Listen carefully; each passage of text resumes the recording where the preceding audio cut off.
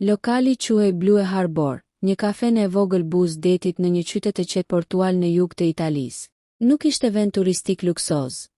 Ishte nga ato vende ku muret mbanin erën e kafes së pjekur dhe kripën e ajrit të detit, ku klientët ishin pothuajse gjithmonë të njëjtët. Peshkatar me duar të ashpra, shofer kamionësh që ndalonin për një espresso të shpejt, dy pensionistë që luanin domino çdo mëngjes në tavolinën prandritares.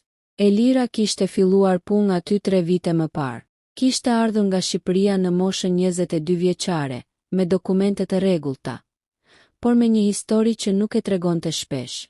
Ishte heshtur, punonte shpejt, nuk ankohej kurrë. Pronarja e lokalit, një grua rreth të 50-ave e quajtur Marta, e kishte vlerësuar që në ditët e para sepse Elira nuk kërkonte pushime kot dhe nuk hynte në debate me klientët.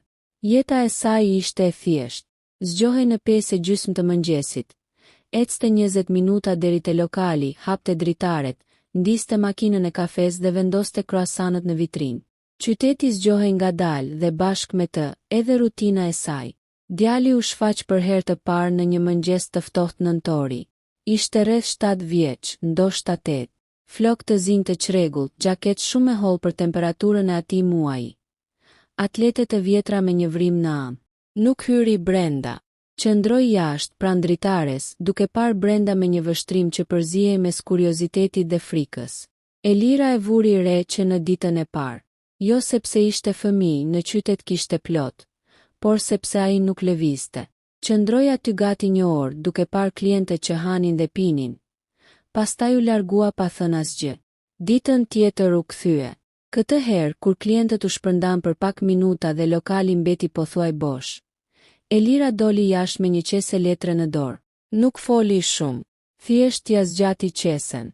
Brenda kishte një sanduiç me djath dhe një kroasan që kishte mbetur nga mëngjesi. Djali e mori me hezitim. Pastaj ul në bordur dhe filloi të hante me një uri që nuk përpiqej ta fshihte. Nga ajo ditë u bë rutinë. Çdo mëngjes, pak para 8-s, ai shfaqej.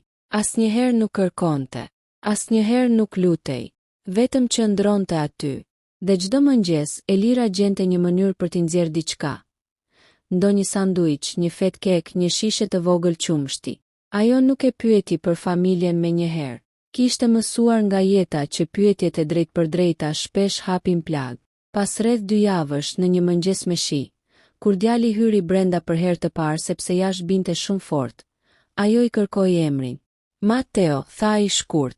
Jetonte me nënën. Babai nuk ishte aty. Nuk dha shumë detaje dhe Elira nuk këmbënguli, por nga fjalët e pakta kuptoi që nëna punonte me orare të çrregullta, ndonjëherë edhe natën, dhe se shpesh frigoriferi në shtëpi ishte bosh. Në fillim Elira përdorte ushqime që do hidheshin.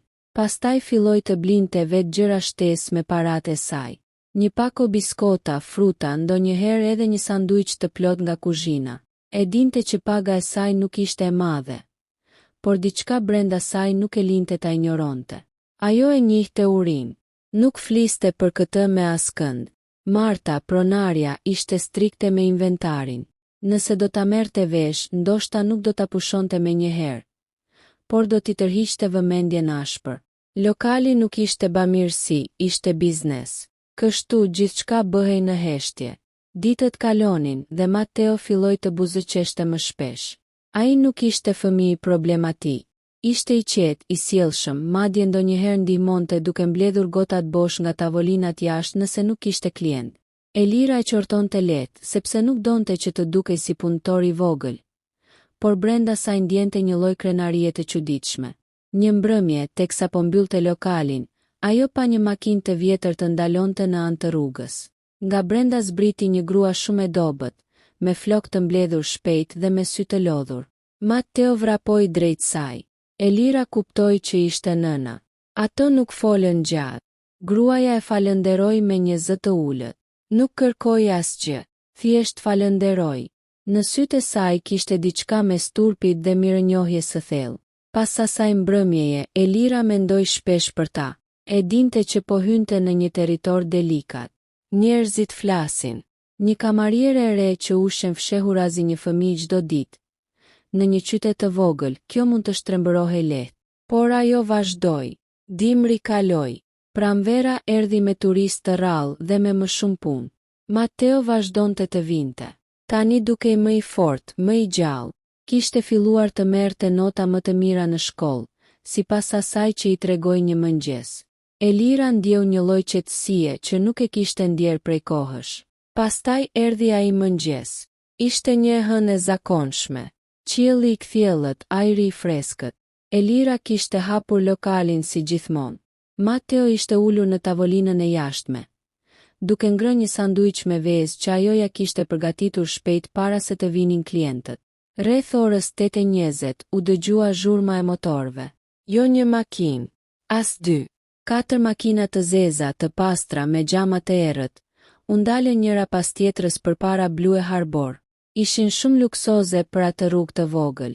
Klientët e përhershëm ngritën kokën. Njëri prej peshkatarëve murmuriti diçka nën zë. Dera e makinës së parë u hap ngadalë. Nga brenda zbritën 2 burra me kostume të errëta. Pastaj një i tretë, më i moshuar, me flok gri të rregulluar me kujdes. Ai nuk dukej si turist, dukej si dikush që ishte mësuar të jepte urdhra. Matteo ndaloi së ngrëni. Elira ndjeu një shtrëngim në stomak që nuk dinte ta shpjegonte. Burrat pan përreth, pastaj drejtet e tavolina ku ishte ulur djali. Dhe në atë moment, i gjithë lokali ra në një heshtje të rëndë. Burri me flok gri nuk nxitoi. Ecja e tij ishte e matur, e qëllimshme, si e dikuj që e di se të gjithë syt janë mbi të dhe nuk ka nevojë ta theksoj këtë. 2 burrat me kostume qëndruan pak hapa pas tij, duke skanuar ambientin me një kujdes profesional që nuk përputhe as pak me rrugën e vogël ku ndodhej Blue Harbor. Matteo u ngrit në këmbë, por nuk vrapoi. Nuk u fsheh. Qëndroi aty me sanduiçin në dorë, sytë e tij të errët tani të ngurtë, të përqendruar tek burri që po afrohej. Elira doli nga brenda instinktivisht, duke fshirë duart me përparsen e saj të bardhë. Mendja i punonte shpejt, por nuk kishte informacion. A kishte ndodhur diçka? A ishte djali në ndonjë telash? A kishte bërë ndonjë gabim që ajo nuk e dinte? Burri u ndal përballë Matteos, për disa sekonda nuk foli, vetëm e pa. Jo me zemërim, jo me butësi, me një vëzhgim të thellë, sikur po konfirmonte diçka që e kishte kërkuar prej kohësh. Pastaj ul ngadalë në gjunjë, duke qenë në të njëjtin nivel me të. Elira ndjeu një ndryshim të menjëhershëm në atmosferë. Kjo nuk ishte një skenë arrestimi, nuk ishte kërcënim, ishte diçka tjetër. Matteo nuk foli, por duart i dridheshin lehtë. Sanduiçi i ra nga dora në tokë. Njëri nga burrat me kostum bëri një hap përpara, por burri me flok gri ngriti dorën lehtë, si për ta ndalur. Gjesti ishte i qartë, askush të mos ndërhynte. Pas disa qastesh, burri u ngrit dhe u kthye drejt Elirës. Sytë e tij ishin të kthjellët, të mprehtë. Nuk ishin sytë e një njeriu të zakonshëm. Ishin sytë e dikujt që kishte kaluar dekada duke marrë vendime të mëdha, ndoshta të vështira. Ai e pyeti me një zë të ulët nëse ajo ishte ajo që e kishte ushqyer djalin çdo ditë. Elira ndjeu gjakun t'i ngjitej në fytyrë. Një pjesë e saj mendoi të mohonte. Të thoshte se ishte keqkuptim, se djali vinte vetë dhe blinte me para, por nuk ishte natyre e saj të gënjente. Ajo pohoi me kokë. Burri e vështroi për disa sekonda të tjera. Pastaj hodhi syt përreth lokalit, tavolinave të thjeshta, karrigeve metalike pak të ndryshkura, tabelës së vjetër mbi derë. Njëri nga klientët e përhershëm u ngrit në këmbë, i pasigurt nëse duhej të largohej apo të qëndronte. Marta, pronarja, doli nga brenda me fytyrë të zbehur, duke kuptuar që prania e atyre makinave nuk sillte zakonisht gjëra të vogla. Atmosfera ishte e tendosur, por jo e zhurmshme. Ishte ajo lloj heshtjeje që mbush hapësirën me pyetje. Pastaj ndodhi diçka që askush nuk e priste. Burri me flok gri u kthye sërish nga Matteo dhe e përqafoi. Jo një përqafim formal, jo një gjest i ftohtë. Ishte i fortë, i gjatë, i vërtetë. Një murmurim e lehtë kaloi mes klientëve. Elira ndjeu një ndjesë lehtësimi, por edhe hutimi. Çfarë po ndodhte? Pas pak, burri u drejtua nga ajo dhe u prezantua shkurt. Ai ishte gjyshi i Matteos. Fjalët erdhën të qeta, por me peshë. Ai kishte kërkuar nipin prej muajsh. Kishte pasur një konflikt të rënd me vajzën e tij vite më parë. Lidhjet ishin këputur. pas një serie ngjarjesh financiare dhe familjare. Ai kishte humbur çdo kontakt me të.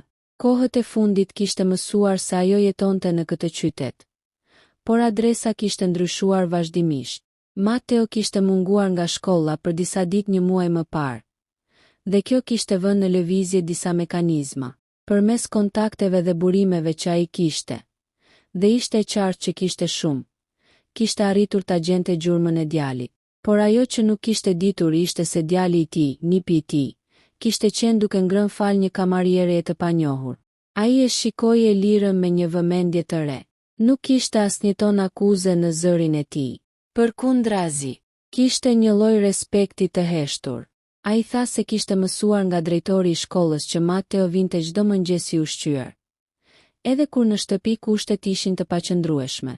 Kur kishte pyetur më tej, një mësuese kishte përmendur lokalin Buz Detit dhe vajzën e re që gjithmonë kujdeset për të. Elira nuk kishte menduar kurrë se dikush do ta vinte re në atë mënyrë. Marta po dëgjonte me sy të zgurdulluar. Klientët ishin ulur sërish, por askush nuk po pinte kafen.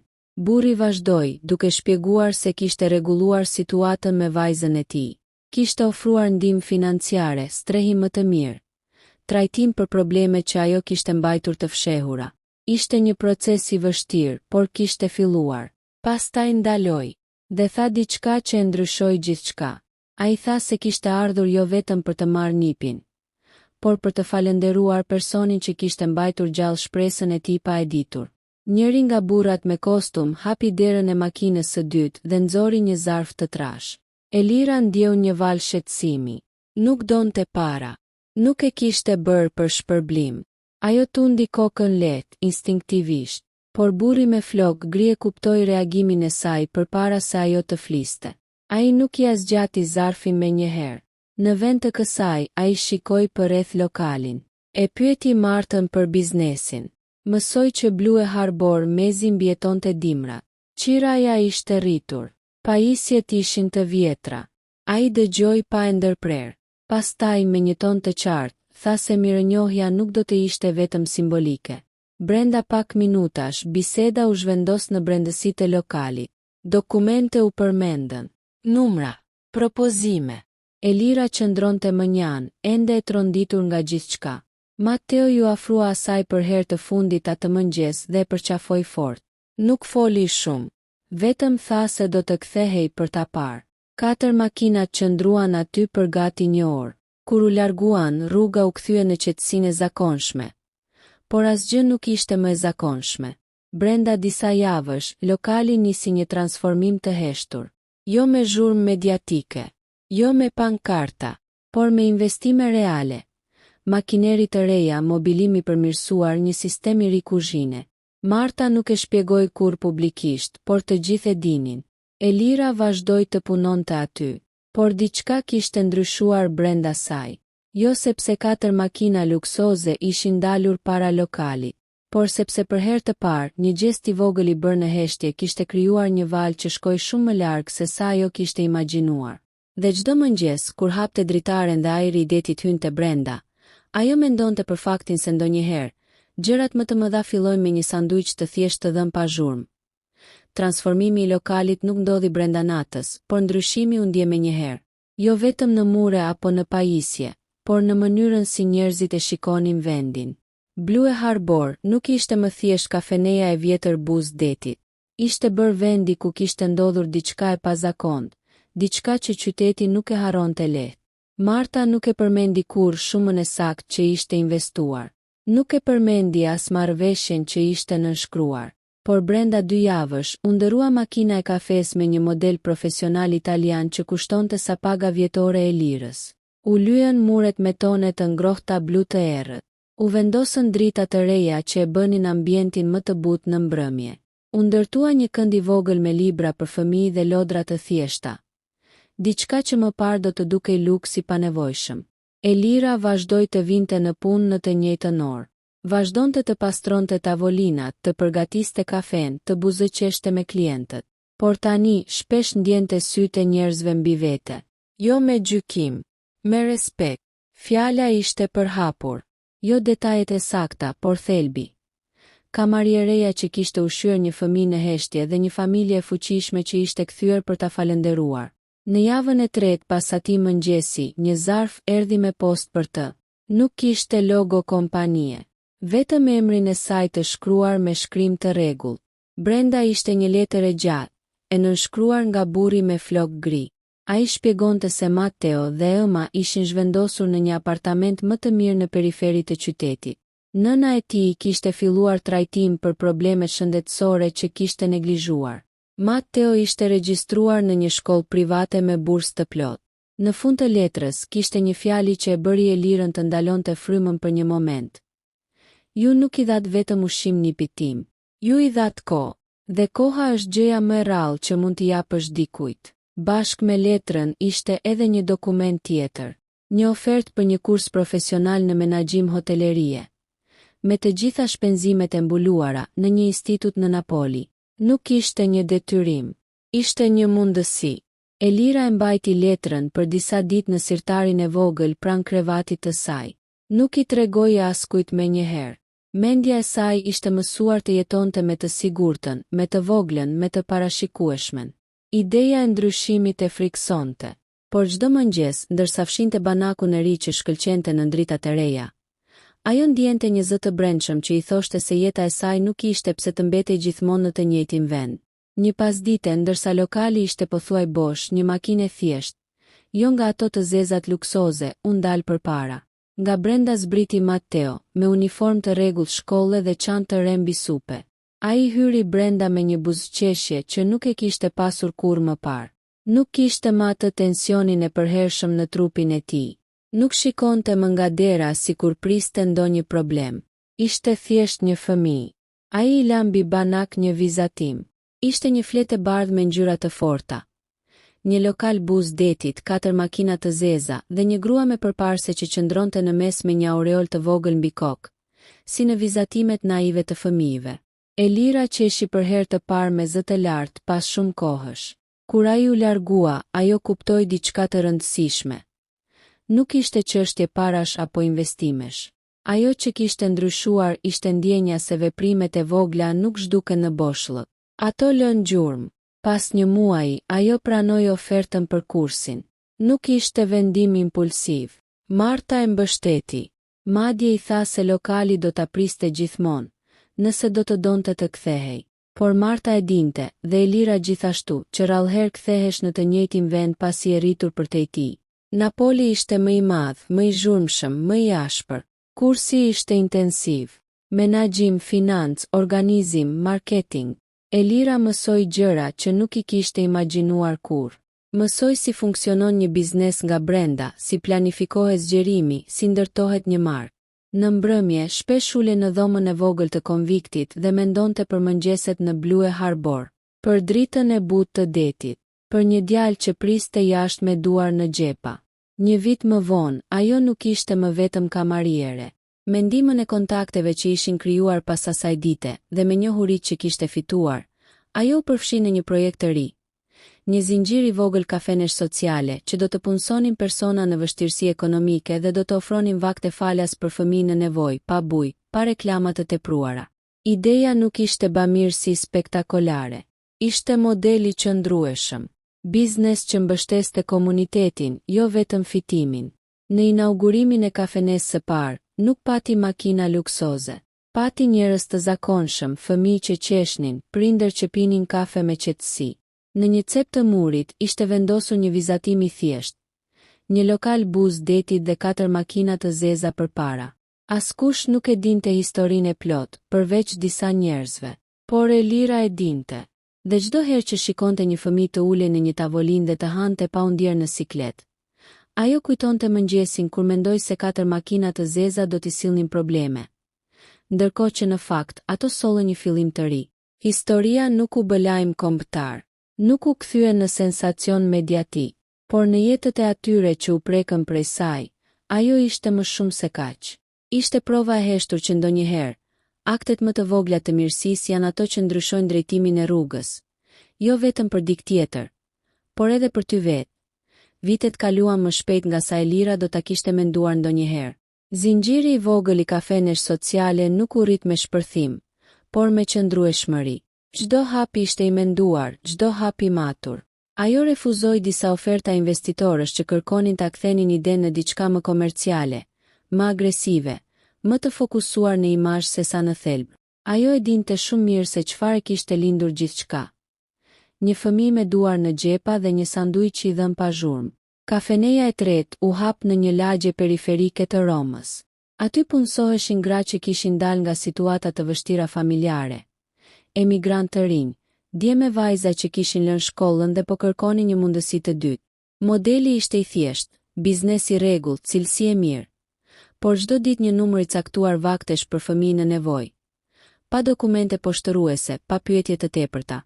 Në një intervistë të rrallë për një gazetë lokale, Elira foli pak. Nuk dha detaje personale, nuk përmendi emra, thjesht tha se dikur kishte kuptuar që uria nuk është vetëm fizike. Është edhe ndjenja se askush nuk të sheh, dhe se ndonjëherë mjafton të shoh një person për të ndryshuar trajektoren e jetës. Ajo nuk e kërkoi kurrë vëmendjen, por vëmendja erdhi vetë. Një fondacion kombëtar e përzgjodhi projektin e saj si model social për sipërmarrje të përgjegjshme. Ftesat për konferenca nisën të vinin. Emri i saj filloi të përmendej në rreth e biznesi, por sa herë që ngjitej në një podium, mendja i kthehej gjithmonë në një mëngjes të ftohtë nëntori. Në Blue Harbor, ndërkohë gjërat kishin marrë drejtim tjetër. Marta doli në pension 2 vite më pas dhe lokali kaloi në menaxhimin e një çifti të ri. Por mbi derë, tabela me emrin e vjetër nuk u hoq kurrë. Ishte bërë pjesë e kujtesës së qytetit. Elira u kthye atje vetëm një herë në vitin e 5 pas largimit të saj. Jo si kamariere, si vizitore. Hyri brenda pa zhurmë. Era e kafes ishte e njëjtë. Drita e detit që hynte nga dritarja ishte po ajo. U ul në tavolinën ku dikur Matteo kishte ngrënë sanduiçet e saj. Nuk kaluan as 5 minuta dhe dera u hap. Një djalë i gjatë, tashmë adoleshent, me flokë të zinj të rregulluar dhe me qëndrim të sigurt, hyri brenda. Ai e pa me njëherë. Nuk kishte nevojë për prezantim, Matteo ishte rritur. Ai ul përballë saj dhe për herë të parë. Nuk ishte ajo që kujdesej për të. Ishte ai që fliste me qetësi, me pjekuri. I tregoi për shkollën, për planet për të studiuar ekonomi, për dëshirën për të ndërtuar diçka të vetë një ditë. I tregoi se gjyshi i tij kishte ndryshuar shumë, se familja ishte bashkuar, se nëna e tij punonte tani në një bibliotekë të vogël komunitare. Në një moment, ai nxori nga çanta një dosje të hollë. Ishte një projekt i hartuar prej tij dhe disa shokëve të klasës. Një program mentorimi për fëmijët e lagjeve të varfra, i mbështetur financiarisht nga fondacioni i familjes së tij. Ai donte që kafeneja e Elirës të ishte një nga partnerët. Elira e dëgjoi pa e ndërprer. Ajo kuptoi se cikli ishte mbyllur në mënyrën më të bukur të mundshme. Një fëmijë që kishte marrë ndihmë, tani kërkonte të bëhej pjesë e zinxhirit të ndihmës. Kur dolën jashtë, deti ishte i qetë. 4 makina të zeza nuk u ndalën atë ditë. Nuk kishte nevojë për simbolik të madhe. Historia e tyre nuk kishte më nevojë për prova spektakolare. Para se të largoheshin, Matteo ndaloi dhe e pa lokalin për disa sekonda. Ai tha se kishte menduar shpesh për atë mëngjes kur kishte parë makinat të ndaleshin dhe kishte menduar se gjithçka do të shkatërrohej, se ndihma do të ndalej, se diçka e mirë po përfundonte. Por në të vërtetë ishte fillimi. Elira e kuptoi se edhe për të kishte qenë njësoj. Ajo kishte menduar se ato makina sillnin fundin e një sekreti. Në fakt kishin hapur një derë. Kur u ndan, ajo mbeti për pak çaste vetëm buzë detit. Nuk kishte më frikën e dikurshme për të ardhmen. Nuk kishte më ndjenjen e vogëlsisë që e kishte shoqëruar vitet e para si emigrante në një qytet të huaj. Kishte ndërtuar diçka që kishte rënje. Në mbrëmje, ndërsa u kthye në qytetin ku jetonte tashmë, ajo mori një mesazh nga menaxherja e një prej kafenesh të saj. Një djalë i vogël kishte filluar të vinte çdo mëngjes, i heshtur, me xhaketë pak të madhe për trupin e tij. Elira buzëqeshi. Ajo nuk dha udhëzime të gjata. Nuk bëri analizë financiare. Thjesht shkroi, sigurohuni që të mos largohet i uritur. Historia nuk mbaroi me 4 makina të zeza. Nuk mbaroi me investime apo me diploma. Ajo vazhdoi në heshtje, në mënyrën më të thjeshtë të mundshme. një njeri që sheh një tjetër dhe vendos të mos kthej kokën nga ana tjetër. Dhe ndoshta vite më vonë, para një lokali tjetër diku në një qytet tjetër, do të ndalojnë sërish makina. Por këtë herë jo si surprizë. Si dëshmi se mirësia, kur mbillet pa zhurmë, rritet më shumë se sa ne mendojmë.